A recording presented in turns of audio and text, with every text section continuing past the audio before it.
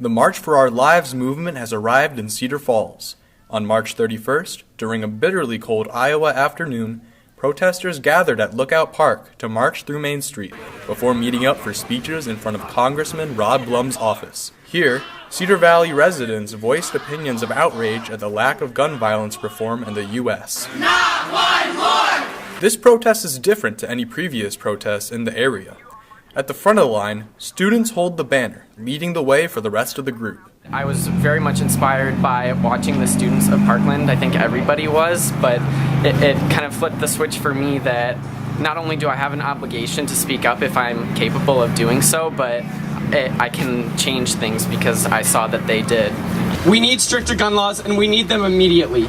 This is not radical change. Columbus High School sophomore Dylan Mack led the march, also accompanied by speeches from West High School sophomore Adina Kadozovich, East High School junior Dejan O'Neill, West High School sophomore Emily Jewell, University of Northern Iowa sophomore Trevor Fletcher, and Cedar Falls High School sophomore Ryan Westhoff. I remember trying to joke it off, trying to rationalize it, because no matter what, a kid in school cannot comprehend the possibility of someone deliberately coming to hurt him. Ryan Westhoff has led the Democrats Club at Cedar Falls High School for the past 2 months and is outspoken on this issue. We're not coming for your guns. We're trying to take specific, small actions that we can take to mitigate the problem of gun violence. We've lost more people to gun violence in the last 10 years than all of the Iraq War deaths combined. Yet, our elected officials have done nothing about it.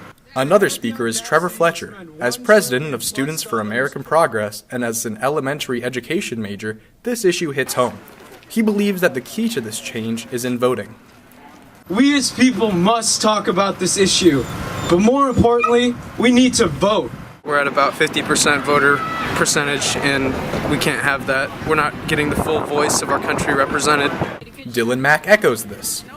Legislators want to hear what you have to say because you are the generation that is either going to vote them in or vote them out. So tell them what you believe and what you want to see happen. Ryan Westhoff names Moms Demand Action, Americans for Democratic Action Iowa, and the High School Democrats as groups where students can start working on change immediately. March for Our Lives movement, that's going to keep happening. We're going to keep this up. So even if you didn't march on Saturday or on the previous Saturday, find a group that will be working on that and just join them. Addressing gun violence will show the leaders of tomorrow that we as a country are not stagnant, and it will renew hope for a better world. This has been Jaden Amjadi reporting for the Tiger Hiline.